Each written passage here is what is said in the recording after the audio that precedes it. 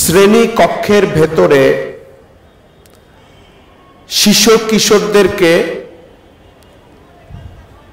বই থেকে নির্ধারিত সিলেবাস থেকে পড়ানো এবং ছাত্রদের পড়া আদায় করা, এটা আমরা সবাই জানি। কিন্তু এই বাস্তবতা সত্ত্বেও একটি শিক্ষা প্রতিষ্ঠান যখন নিয়মতান্ত্রিক গদের বাইরে এসে একটু বিনোদন মেশানো মেধা এবং প্রতিভা বিকাশের একটা আলাদা চর্চার আয়োজন করে এবং সেটা একটু অন্য পরিসরে করে, তখন আমাদের বুঝে নিতে হয় যে শিক্ষা প্রতিষ্ঠানের নিয়মতান্ত্রিক শিক্ষার বাইরেও শিক্ষারই আরেকটা অংশের একটা মহড়া এই আয়োজনের মধ্য দিয়ে হয়। আসলে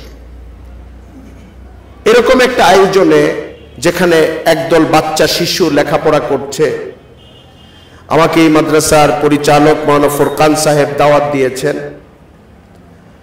আমি এখানে এসে ছোট্ট একটি মাদ্রাসা, আয়তনের দিক থেকে, স্বপ্নের দিক থেকে নয়, একদল ছাত্র, একদল ফুলকলির সঙ্গে আমার সাক্ষাৎ হওয়ার সুযোগ হয়েছে। আমি রব্বুল আলামিনের কাছে শুকরিয়া আদায় করি, আলহামদুলিল্লাহ। আমরা যখন আজকের ছাত্রদের মতো ছিলাম, এখনকার বাচ্চারা যেমন চঞ্চল, আমরাও তখন তেমনই চঞ্চল ছিলাম। আমাদের ভেতরেও চপলতা ছিল, স্থিরতা ছিল। প্রতিটা তরুণ শিশু কিশোরের মধ্যে এটা থাকে। অল্প কিছু বাচ্চা থাকে একটু অন্তর্মুখী স্বভাবের, কথা কম বলে। বরং কোনো বাচ্চা যদি কথা কম বলে, চঞ্চলতা কম করে, গার্জিয়ানও তাকে নিয়ে একটু চিন্তিত হয়। শিক্ষকরাও মনে করেন যে কোনো সমস্যা তার আছে কিনা, কারণ এটা স্বাভাবিকত্বের পরিপন্থী মনে করা হয় অনেক সময়। এভাবেই আমরা বেড়ে উঠেছি।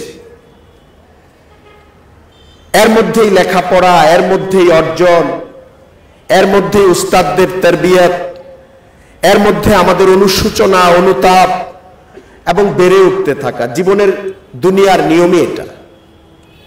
ইল্লা মাশাআল্লাহ, আম্বিয়া আলাইহিমুস সালামের জীবন এর চেয়ে ভিন্ন। আজকে 50 বছর পার হওয়ার পরে আমাকে দেখলে অনেক সময় বোঝা যায় না। অনেকে বলেন যে তরুণ, আমি নিজেকে তরুণ বলতে আমিও পছন্দ করি, কিন্তু বাস্তবতা হলো বয়সগুলো তো পার হয়ে এসেছি আসলে।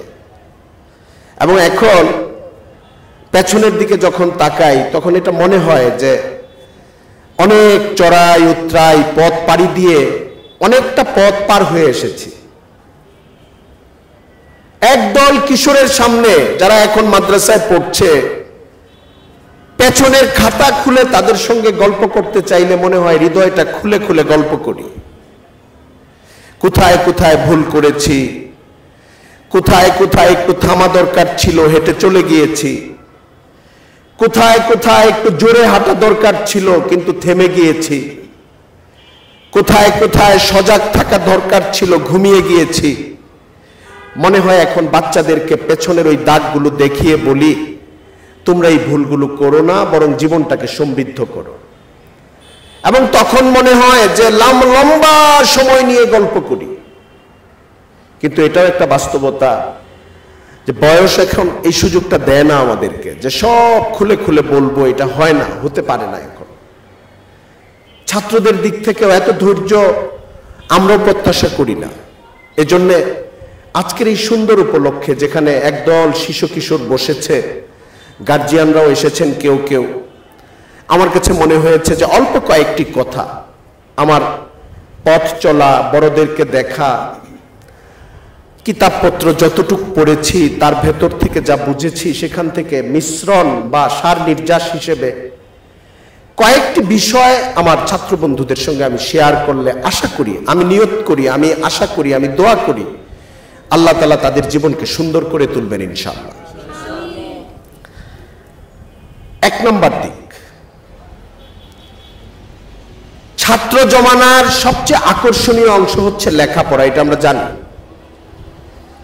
কিন্তু মাদ্রাসাগুলোতে যখন প্রতিভা বিকাশের জন্য কোনো আয়োজন করা হয়, সুযোগ দেওয়া হয়, চর্চা করানো হয়, লেখা এবং বলানো, আমি ছাত্রদের কাছে অনুরোধ করব, সবচেয়ে ভীতু যে সেও হাত তুলবে।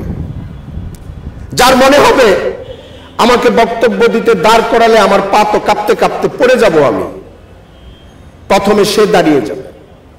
তোমাকে আমি নিশ্চয়তা দিচ্ছি ইনশাআল্লাহ, যার পা সবচেয়ে বেশি কাঁপে, যার বুক বেশি ধরফর করে মানুষের সামনে কথা বলতে দিলে, যার ভেতরে ভয় বেশি, প্রত্যয় যদি তার থাকে, একদিন, 2 দিন, 5 দিন, 10 দিন মাদ্রাসার আঙ্গিনায় ছাত্র বন্ধুদের সামনে একটু হুচট খেতে থাকবে, ছাত্র বন্ধুরা একটু হেসে দেবে।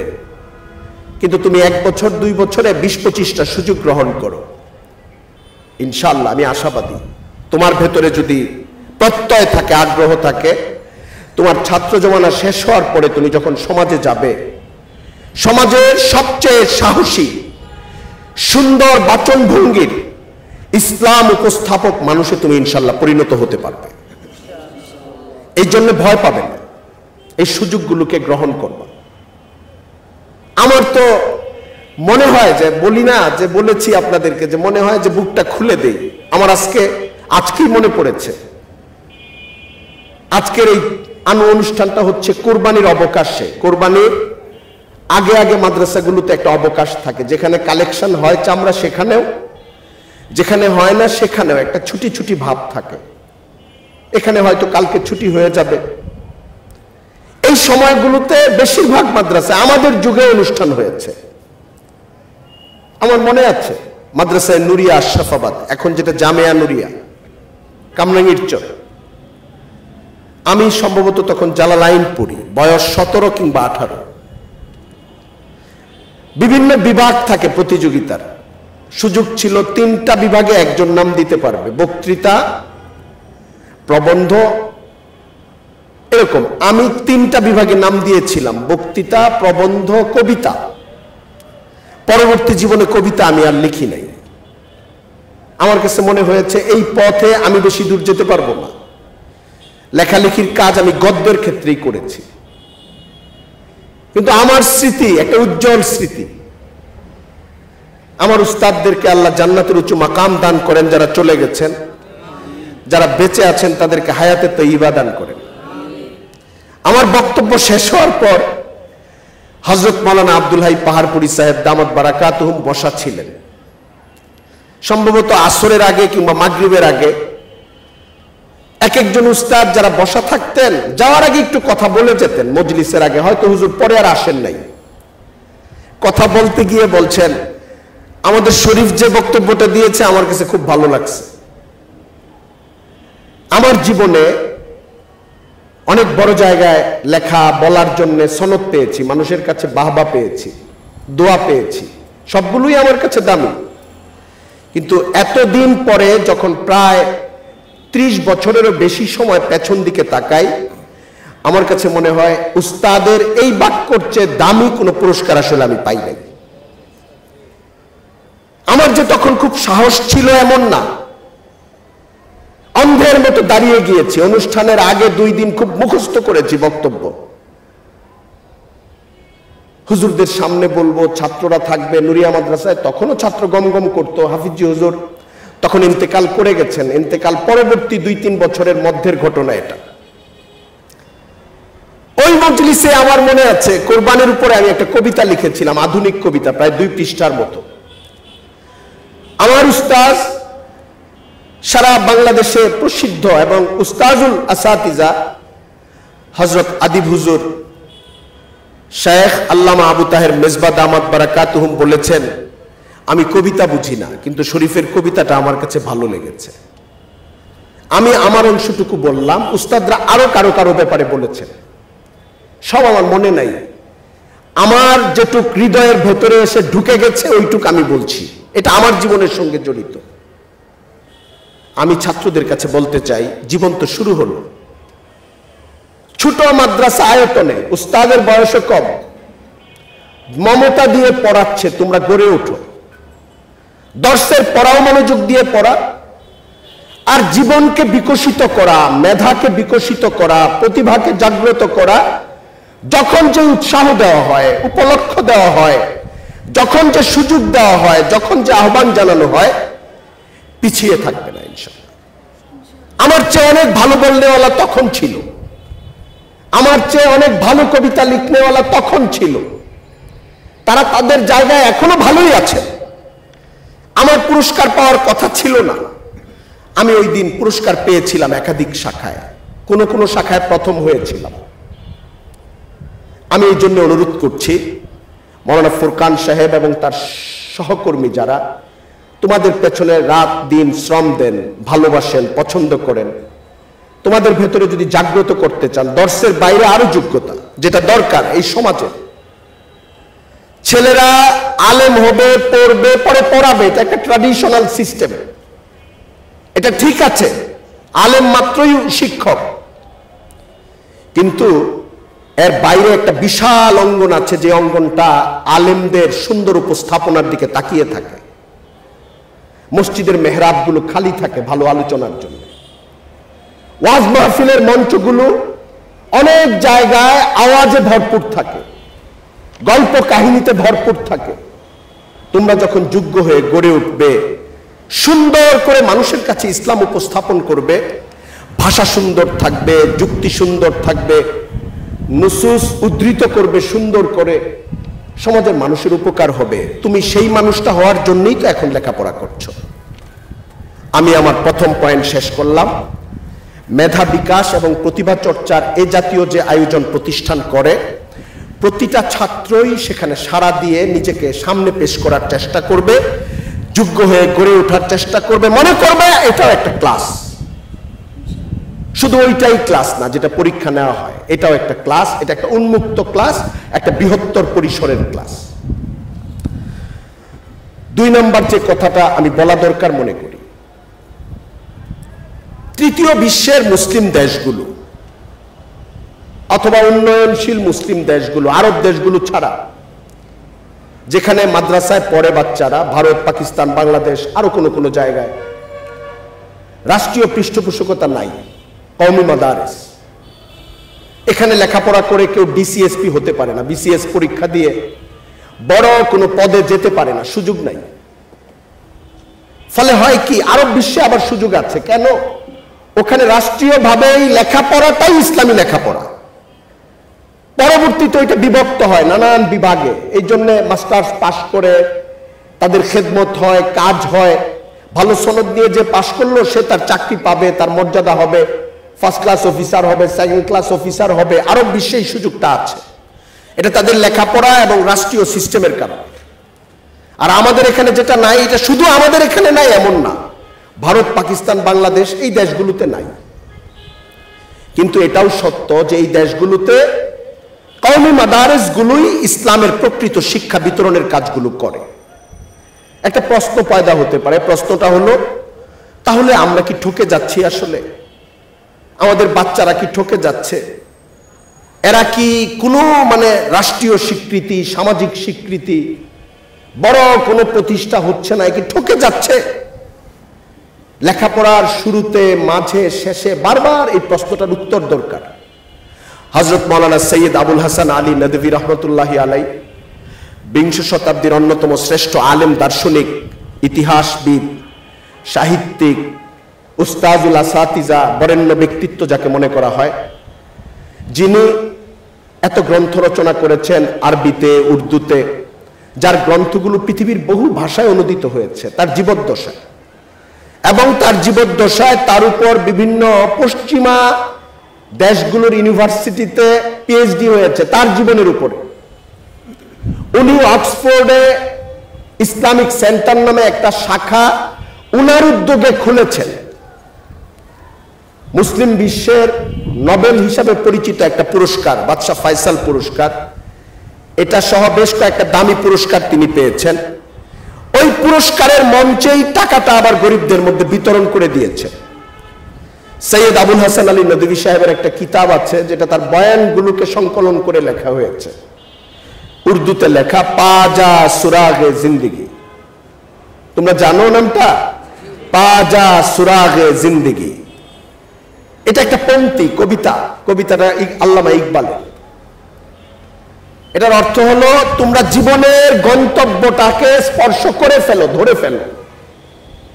এটার তর্জমা আমাদের উস্তাদ হযরত মওলানা আবু তাহের মেজবা সাহেব করেছেন। 10টা বা তার চেয়ে বেশি, সংখ্যাটা ভুল হবে আমার, বক্তব্যের কপি ওইখানে আছে। উনি বক্তব্যগুলো নদওয়াতুল উলামায় দিয়েছেন, দারুল উলুম দেওবন্দ দিয়েছেন, আরো কোনো জায়গায় ছাত্রদের উদ্দেশ্যে দিয়েছেন। ওইখানে উনি কওমি মাদারেসের দ্বীনি শিক্ষার্থীদের আসলে মাকাম কি, তাদের পরিচয় কি, তাদের অবস্থান কি, তাদের স্ট্যাটাস কি, তারা কি সমাজের একজন এমপি কে দেখে নিজেকে তুচ্ছ মনে করবে, একজন ডিসি কে দেখে মনে করবে আমি বঞ্চিত হয়ে গেলাম, একজন ম্যাজিস্ট্রেটকে দেখে একজন কওমি মাদারেসের মুহাদ্দিস মনে করবে যে আমার চেয়ে উনি অনেক বড় স্যার। সামাজিক নিয়ম এবং প্রটোকলের কারণে সমাজে শৃঙ্খলার জন্য অনেক পদবিধারী মানুষকে আমাদের মেনে চলতে হবে, ঠিক আছে। মনের ভেতরে থাকতে হবে আল্লাহ তাআলার দেওয়া দ্বীনি উলুমের নেয়ামতের কারণে এই দেশে যত বাঁশি বাজায় গাড়িগুলি চলতেছে তার চেয়ে আল্লাহ আমাকে অনেক বড় বাদশা বানিয়েছে। আত্মবিশ্বাস থাকতে হবে। অর্থ আমার কম, তার টাকা বেশি, এই জন্য সে বড় আমি ছোট, এটা মনে করার দিন শেষ হয়ে গেছে অনেক আগে। কারণ বাংলাদেশে একজন সাধারণ কন্ট্রাক্টর, ঠিকাদার, খোঁজ নিলে দেখবা 500 কোটি টাকার মালিক, 1000 কোটি টাকার মালিক। হালকা পাতলা ব্যবসা শুরু করে ব্যাংকের সঙ্গে কারসাজি করে 2-4 হাজার কোটি টাকা নিয়ে খেলাপি হয়ে যাওয়া, এটা বাংলাদেশে এখন প্রতিদিনের নিউজের মতো ঘটনা। কিন্তু এই দেশের প্রধান বিচারপতি খোঁজ নিলে দেখবা 10 কোটি টাকার মালিক হইতে পারে না বৈধভাবে। আর্মি চিফ 10 কোটি টাকার মালিক হওয়ার কোন সুযোগ তার নাই।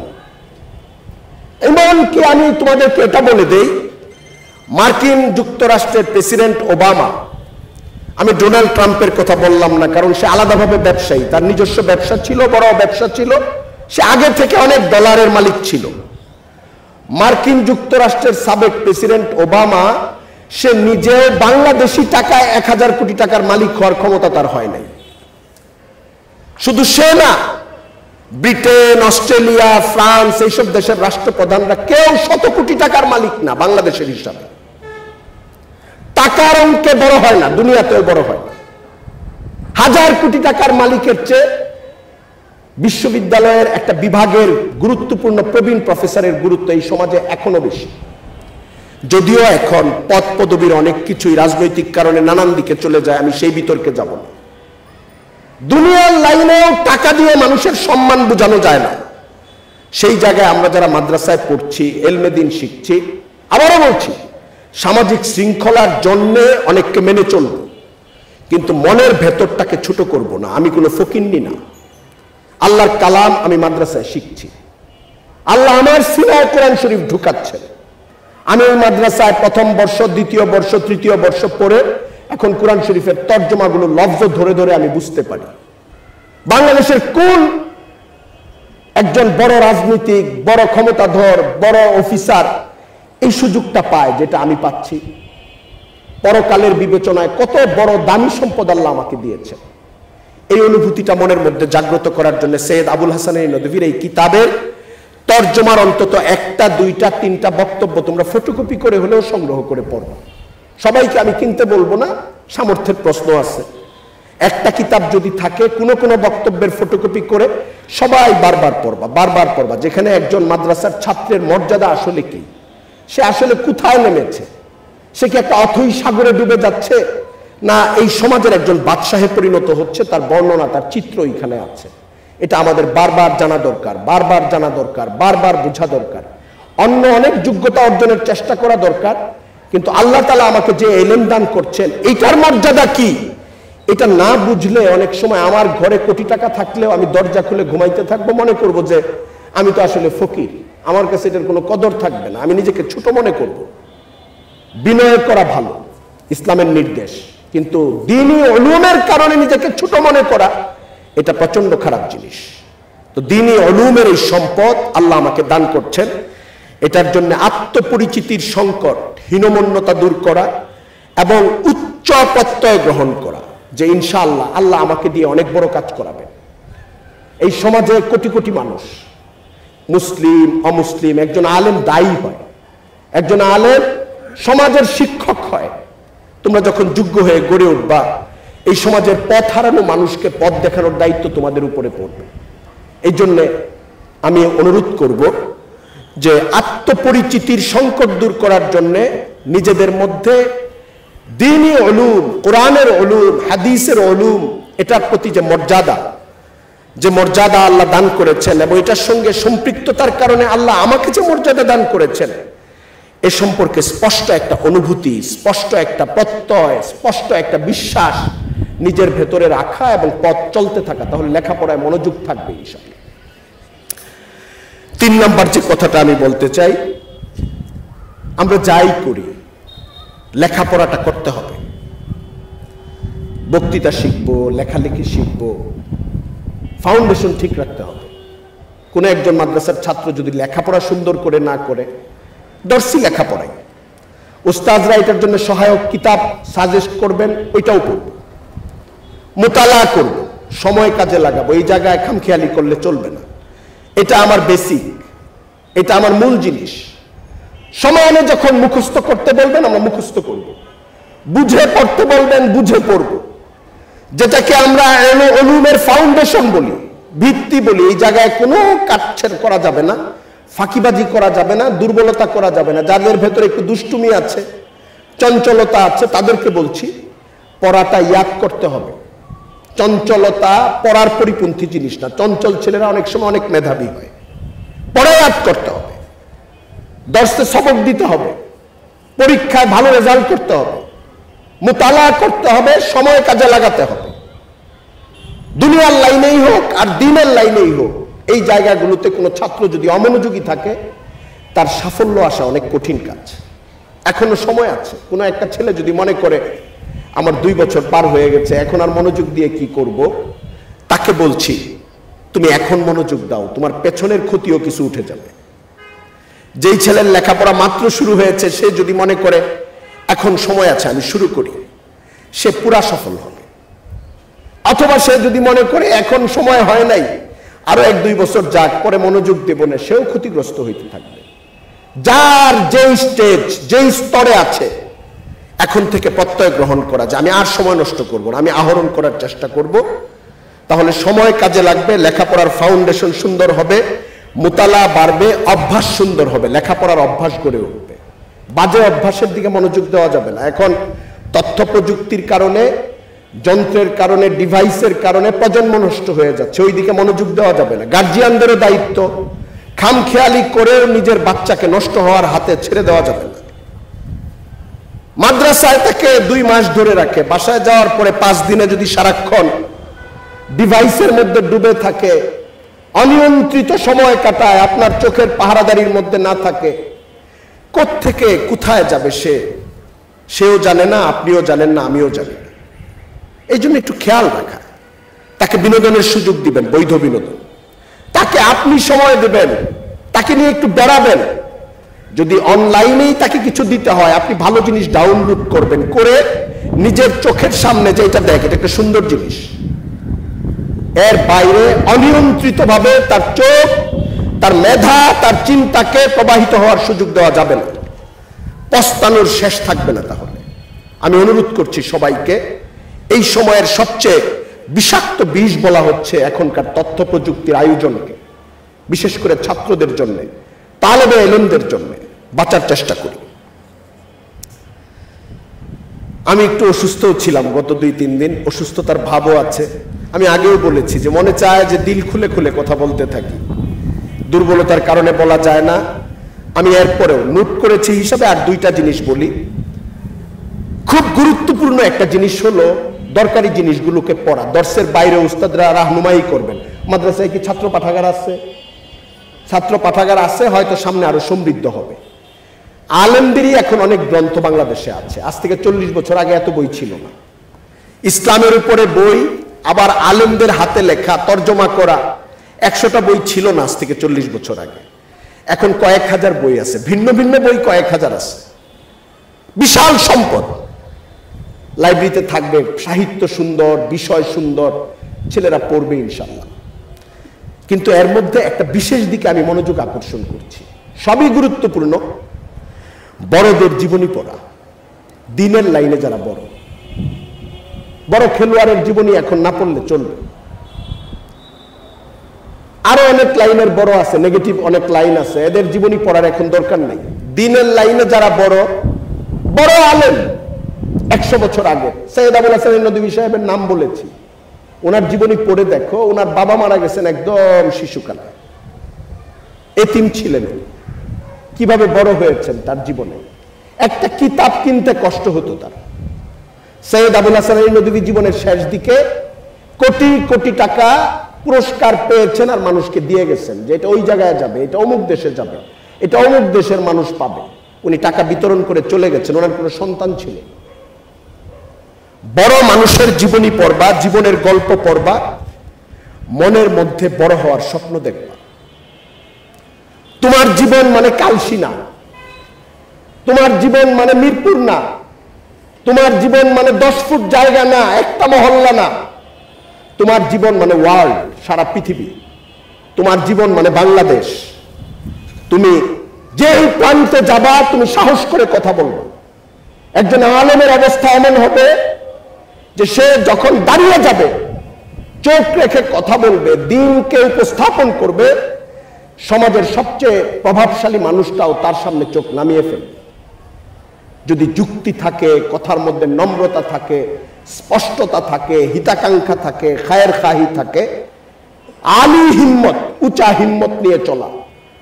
অনেক বড় পদবিধারী মানুষকে দেখবা, মনে মনে চিন্তা করবা ইনশাআল্লাহ তার যতটুকু পরিধি আমার খেদমতের পরিধি আল্লাহ এর চেয়ে বড় করে দেবে।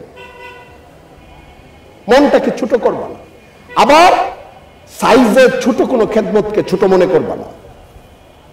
লেখাপড়া শেষ হইল, এমন একটা মাদ্রাসায় শিক্ষকতা হলো যেখানে ছাত্র 10 জন তোমার সামনে, ছোট কোনো ব্যাপার নাই, কারণ তোমার সামনে 10 জন বাদশা বসে আছে যারা আগামীকালের বাদশা। মন ছোট করা যাবে না, বাস্তব দৃশ্যের মধ্যে ছোট দৃশ্য তৈরি হবে, মন ছোট করবা না। বড়দের গল্প পড়বা, দিনের লাইনে যারা বড়, বড়দের জীবনী পড়বা, বড় হওয়ার স্বপ্ন দেখবা, স্বপ্নটা বুকের মধ্যে বুনবা সবসময়, ওম দিয়া রাখবা। যারা বড় ব্যবসায়ী, এখন বৈধভাবে বড় ব্যবসায়ী, প্রত্যেকের গল্প দেখলে দেখবা যৌবনকালে তার কাছে 50 টাকার একটা জিনিস বেচতেছে, তার কাছে এইটা গেছে, অমুক মালের অর্ডারের জন্য লাইন ধরে দাঁড়ায় রয়েছে, অমুক ফ্যাক্টরিতে গেছে, গিয়া বলছে আমার এই কাজটা দেন। কত কষ্ট করছে, করতে করতে করতে করতে এক সময় 100 কোটি টাকার মালের নির্মাণ করে দেওয়া, প্রস্তুত করে দেওয়ার অর্ডারও সে পাচ্ছে। এই জায়গাটা সে একদিনে যায় নাই, ব্যবসায়ীদের কথা বলছি আমি। কিন্তু সে তার চোখে স্বপ্নটা ওই সময়ে দেখছে যখন বাস ভাড়া তার পকেটে থাকতো না, দুপুরে খাইলে রাতে খাইতে পারতো না, তখনও তার এই স্বপ্নটা দেখছে আমি একদিন বড় ব্যবসায়ী হব। বড় বড় ভবন দেখছে, মনে করছে হ্যাঁ ছোট করছি তো, একসময় আমারও অফিস হবে এত বড় জায়গা। এটা দুনিয়ার লাইনের কথা বললাম। দিনের লাইনে তুমি কি করবা? বড় বড় আলেমদের হাল দেখবা, যারা জীবিত আছেন, যারা চলে গেছেন দুনিয়া থেকে। বড় বড় দিনের খাদেমদের চিত্র, কাহিনী, গল্প পড়বা। তোমার জীবন তো মাত্র শুরু, 15 বছর, 12 বছর, 14 বছর, 18 বছর। এখন থেকে চারা বুনবা মনের মধ্যে, ইনশাল্লাহ আমি ওইরকম যাওয়ার চেষ্টা করব, ইনশাল্লাহ আমি ওইরকম যাওয়ার চেষ্টা করব। তাহলে তুমি ওই রকমও যাইতে পারো। নবুয়ত ছাড়া অন্য সকল স্তরে মানুষের পক্ষে যাওয়া সম্ভব, শুধু মানুষের পক্ষে নবী হওয়া সম্ভব না। এটার দরজা আল্লাহ বন্ধ করে দিয়েছে। সবচেয়ে বড় ওলি হওয়া সম্ভব, সবচেয়ে বড় আলেম হওয়া সম্ভব। এই সমাজে যারা সবচেয়ে বড় আলেম, এখন একটা ছেলে যদি বলে, কেউ বলে দেয় যে তুমি আর তার চেয়ে বড় হইতে পারবে না, কথাটা ব্যাকরণিক ভাবে সঠিক। চেষ্টা করলে সে আল্লাহ তাআলা তার চেয়ে বড় তাকে বানিয়ে দিতে পারে। এই জন্য মন ছোট না করা, বড়দের গল্প পড়া, বড়দের জীবন পড়া, বড় হওয়ার স্বপ্ন, বড় বড় স্বপ্ন দেখা। আবার স্বপ্নের একটা সংকট আছে, সংকট হলো তখন ছোট কাজ করার ইচ্ছা হয়, মনে হয় যে গর্দান মুখস্থ করব, শব্দ মুখস্থ করবো, আর এই শব্দ মুখস্থ করে কি করবো, আমি তো অনেক বড় হয়ে যেতেছি। এটা হলো স্বপ্ন দেখার জটিলতা। এই কাজটা করবা না, ছোট কোনো জিনিস ছাড়া যাবে না। এখন যা তোমার প্রতিটা পথ পাড়ি দিতে হবে গুরুত্বের সঙ্গে, এরপরই তুমি বড় জায়গায় যেতে পারবা ইনশাল্লাহ। আমি সর্বশেষ যে কথাটা বলতে চাই সেটা হলো, মাদ্রাসার জীবন শুধু লেখাপড়ার জীবন না, শুধু প্রতিভার জীবন না। মাদ্রাসার জীবন আল্লাহর নেক বান্দা হওয়ার জীবন। উহিব্বুস সালিহিনা ওয়া লাস্তু মিনহুম লাআল্লাল্লাহা ইয়ারযুকুনি সালাহা। সালেহ যদি মানুষ না হইতে পারে, ইবাদত যদি মানুষ করতে না পারে, আল্লাহর কাছে মাফ চাওয়ার জিন্দেগি যদি নিতে না পারে, দোয়া করার অভ্যাস যদি তার না থাকে, মসজিদে যাওয়া আগ্রহ যদি না থাকে, একটু নফল নামাজ পড়ার চেষ্টা যদি না থাকে, সময়ে সময়ে নিজের ব্যর্থতা না পারার সময় 2 রাকাত নামাজ পড়ে আল্লাহর কাছে 2 হাত তুলে চোখের পানি ঝরানোর অভ্যাস যদি মাদ্রাসার ছাত্রের না হয়, তাহলে তার আসলে কিছুই হবে। এই জন্য আমল এবং দোয়ার দিকে খেয়াল করা। দেখো, গত সপ্তাহখানেক আগেই সিরাতের একটা কিতাব পড়তে গেছিলাম আমি। সিরাতের কিতাব, সিরাত মানে কি? রাসূল করিম সাল্লাল্লাহু আলাইহি ওয়াসাল্লামের জীবন বিষয়ক গ্রন্থকে আমরা সিরাতের কিতাব বলি। সিরাতের ওই কিতাবে কোন একটা পর্যালোচনার ক্ষেত্রে একজন ইংরেজ লেখক, যেই লেখক আসলে ওরিয়েন্টালিস্ট, মানুষটা ওই দেশের কিন্তু প্রাচ্যের ইসলামের বিষয় নিয়ে লেখাপড়া করেছে, তাকে উদ্ধৃত করা হয়েছে।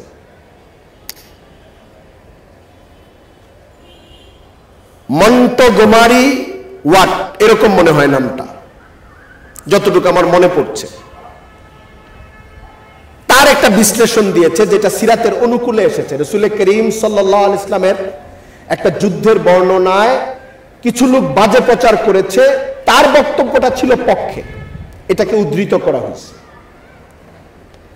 উদ্ধৃত করার পরে আমার কাছে মনে হইল, এখন তো তথ্য প্রযুক্তির সুযোগ, আমি একটু দেখি তো এই লোকটাকে। মন্টগোমারি ওয়াট লেখে আমি সার্চ দিলাম, সার্চ দিয়ে তার প্রোফাইল পেলাম উইকিপিডিয়াতে, তার ছবি দেখলাম, তার জীবনের উপরে এক প্রস্থ আলোচনা দেখলাম। স্কটিশ সম্ভবত, অথবা আইরিশ, এরকম হবে। একজন পণ্ডিত, গির্জায় কাটিয়েছেন অনেকদিন, পৃথিবীর বড় বড় ইউনিভার্সিটিগুলোতে ইসলামের উপর শিক্ষকতা করেছেন। স্পষ্টভাবে লেখা আছে ইসলামিক স্কলার। আমি খুব হুচট খেলাম। আমি এই শব্দটাকে এরকম একজন ব্যক্তির ক্ষেত্রে এইভাবে আর দেখি নাই। পরে আমি আরো কয়েকজনের ক্ষেত্রে দেখলাম, পিকে হিট্রির ক্ষেত্রে দেখলাম, এখনো মহিলা বেঁচে আছে আরেকজন, কারেন আর্মস্ট্রং, তার বইপত্র বাংলায় অনুবাদ হয়েছে, ইসলামের উপরে লেখে এরা, ইসলামের ইতিহাসের উপরে, অনেক সময় নবীর জীবনের উপরেও তাদের কিছু লেখা আছে, অনেক বিতর্কিত লেখাও তারা লেখে। ওরিয়েন্টালিস্টদের কাজই এমন।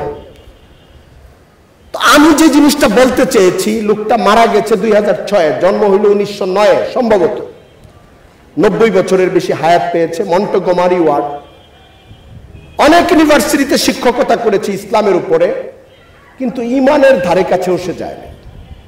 সে ইসলামিক স্কলার, কারণ ইসলামের উপরে তার অনেক পড়াশোনা ছিল। পশ্চিমাদের এটা হয়, তারা সাবজেক্টকে কেন্দ্র করে লেখাপড়া করে।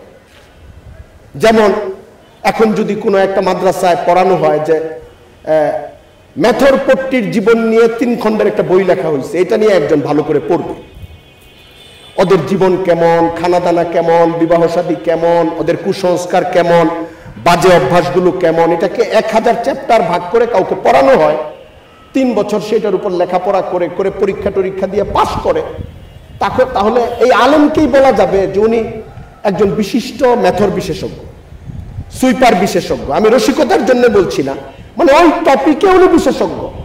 এখন এনজিওরা আলোচনার জন্য তাকে নেবে যে আপনি এই বিষয়টা আমাদের একটু খুলে বলেন তো, এরা কয়টা সমাজে ভাগ আছে, বাংলাদেশে এদের কয়টা গ্রুপ আছে, এরা শহরে কিভাবে থাকে, গ্রামে কিভাবে থাকে, এদের মধ্যে ধর্মকর্মটা কিভাবে চলে, মানে যত খুঁটিনাটি আছে, এটা যদি কোনো একজন আলেম 5 বছর লেখাপড়া করে, 10 বছর লেখাপড়া করে, সে যেরকম বিষয়ে বিশেষজ্ঞ হবে, অথচ সে নিজে কিন্তু মেথর না, সে নিজে কিন্তু ওই সম্প্রদায়ের অন্তর্ভুক্ত না।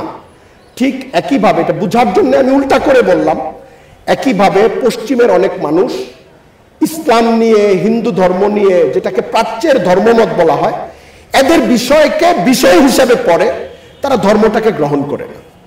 আমি মন্টগোমারি ওয়াটের কথা বললাম, এই লোক ইসলামের ধারে কাছেই যায় না। মনের ভেতরে কখনো কখনো হয়তো দুর্বলতা এসেছে, যেটা হয় ইসলাম নিয়ে যে পড়তে যায়, লম্বা চড়া পড়াশোনা করে, এটা আল্লাহ রসুলের যুগ থেকেই হয়েছে। দুইটা অংশ হয়েছে, একটা অংশ হইল ইসলাম গ্রহণ করে ফেলেছে, আরেকটা অংশ হইল হেরাক্লিয়াসের ঘটনাই তো আছে, যে পরিবেশের দ্বারা প্রভাবিত হয়ে, রাজত্ব হারানোর ভয়ে প্রভাবিত হয়ে আর সে ইসলাম গ্রহণ করার সাহসী পায় না। সে একটা অন্য ব্যাখ্যা করে নিজেকে পিটটান দিয়ে ছুটিয়ে নিয়েছে। হুজুরের চাচা আবু তালেব ইসলাম গ্রহণ করার সাহস পান নাই পরিস্থিতির কারণে। ওরিয়েন্টালিস্টদের একটা বড় অংশ যারা অনেক বইপত্র লিখেছে, এমনকি বেশিরভাগ জায়গায় ইসলামকে উপস্থাপনও করেছে পজিটিভলি, তারাও দেখা গেছে কখনো কখনো দুর্বল হয়েছে, কিন্তু শেষ পর্যন্ত ইসলাম গ্রহণ করে না। আমি যে কথা বলার জন্য এই গল্পটা বললাম, এত ইসলাম জানলো, এত লেখলো, দুনিয়ার মানুষ তার বইপত্রকে উদ্ধৃত করে, তার কি হাল হল? তার তো ইমানই আসলো। মুসলমানের বাঁচার জন্য তো প্রধান শর্ত ইমান। এরপরের শর্তগুলো হইল মাফ পাওয়ার জন্য মাফ চাইতে থাকা, আমলের উপরে চলতে থাকা, আল্লাহর কাছে দোয়া করতে থাকা, কাঁদতে থাকা, চেষ্টা করতে থাকা। এই জন্যে মাদ্রাসার ছাত্রদের প্রতি আমার অনুরোধ, এখন থেকে আমলের চেষ্টা করবা, এখন থেকে দোয়ার চেষ্টা করবা। দোয়ার যেন একটা অভ্যাস হয়। দোয়া করে কেউ ঠকে না। একজন মানুষ একটা চাকরির জন্য সিভি নিয়ে 50 জায়গায় যায়, মাস্টার্স পাস করেছে, ছেলেদেরকে দেখবা ড্রপ করছে বিভিন্ন জায়গায়। আমি কাউকে ছোট করার জন্য বলছি, এটাই নিয়ম সমাজে। দিচ্ছে, পৌঁছাচ্ছে, পেপার ফটোকপি করছে, কম্পোজ করছে, দিচ্ছে, জমা করছে, কোথাও ইন্টারভিউ পর্যন্ত যেতে পারছে, কোথাও যেতেও পারছে না। এটা তাদের লাইন। তোমার লাইন এই 50 জায়গায় সিবি দেওয়ার পরিবর্তে তুমি 50 বার আল্লাহর কাছে হাত তুলো, এটাই সিবি জমা দেওয়া। 50 বার 2 রাকাত নামাজ পড়ো, 50 বার চোখের পানি ফেলো, 50 বার সালাতুল হাজত পড়ো, আর আল্লাহর কাছে কাঁদো। তুমি দেখো তুমি কিছু পাও কিনা। আর মুসলমান জানে যে এই জগতে যদি তুমি নাও পাও, তুমি 50টা দোয়া আল্লাহর কাছে করছো, কেঁদে কেঁদে করছো, দুনিয়ার জন্য করছো, কোনো নিষেধ নেই, জায়েজ হইতে হবে বিষয়। হারাম কাজের জন্য দোয়া করা যাবে না। আল্লাহ আমার এই অভাবটা মিটায় দেন, আমার বাড়ি নাই, বাড়ি দিয়ে দেন, আমার ব্যবসার মধ্যে অন্তত বড় একটা বরকত দিয়ে দেন, আমি যেন 100 লোককে নিয়ে কাজ করতে পারি। নিষেধ নাই এই দোয়া করা। এই দোয়াটাই যদি একজন মানুষ সালাতুল হাজত পড়ে 100 বার করে আর দোয়া কবুল না হয়, অভাব নিয়ে এসে মারা যায়, আমি নিশ্চয়তার সঙ্গে বলছি, হাদিসের ভাষ্য অনুযায়ী তার এই সবগুলো দোয়ার ফল মৌতের পরে সে জান্নাতে পাবে ইনশাআল্লাহ। দোয়ার কোনো লস নাই, হয় তুমি দুনিয়ায় পাবা, নাহলে তুমি আখিরাতে পাবা। আর তা না হইলে এই দোয়ার কারণে দুনিয়াতে কোনো ক্ষতি কেটে যাবে, তোমার কোনো বিপদ কেটে যাবে। দোয়ায় কোনো লস নাই, দোয়ায় কোনো টাকা খরচ নাই, দোয়ায় কোনো দুশ্মনী নাই, কোনো শত্রুতা নাই, দোয়ার জন্য কোনো জটিলতা নাই। মনটা চাইলো, মনটা খারাপ, মনের ভেতরে একটা তামান্না, 2 রাকাত নামাজ পড়ো, আল্লাহর কাছে হাত ধরো। নামাজ পড়তে সময় পাচ্ছ না, মন খারাপ, আম্মা হাসপাতালে, তুমি বারান্দায়, আল্লাহর কাছে হাত তুলে কাঁদতে থাকো। অজু নাই, অজু করতে দেরি হবে, হাত তুলে কাঁদতে থাকো। এই দোয়াগুলো জীবনে কাজে লাগবে। মাদ্রাসার ছেলে নামাজি হইতে হবে, আমলওয়ালা হইতে হবে, দোয়াওয়ালা হইতে হবে। প্রধান সম্পদ দোয়া। একটা ছেলেকে এইভাবে চেনা যাবে যে সে আলেম কি, সে দোয়া করতে পারে, কাঁদতে পারে। চোখের পানির যে সম্পদ, এই সম্পদ যেন তোমাদের থাকে। আমার কথা আমি আর বাড়াবো না। আমি বলেছি যে কথা বলতে চাইলে মনে হয় বলতেই থাকি, বলতেই থাকি, বলতেই থাকি, কিন্তু আসলে তো পারবো না। তো আল্লাহ তাআলা তোমাদেরকে, আমাদেরকে, প্রত্যেককে দ্বীনের ছাত্র হিসাবে, দ্বীনি ইলমের ছাত্র হিসাবে, আমরা বয়স্ক ছাত্র, তোমরা তরুণ ছাত্র, আল্লাহ কবুল করুন। এই মাদ্রাসাকে কবুল করুন। যারা তোমাদের আসাতিজা একরাম মেহনত করছেন তাদেরকে কবুল করুন। তোমাদের প্রত্যেককে এই সমাজের এক একজন বৃক্ষ, এক একজন পথ প্রদর্শক, এক একজন হাদি আলেম হিসাবে গড়ে ওঠার তৌফিক দান করুন। দোয়া করি। ওয়া আখিরু দাওয়ানা আলহামদুলিল্লাহি রাব্বিল আলামিন ওয়া মা আলাইনা ইল্লাল বালাগ।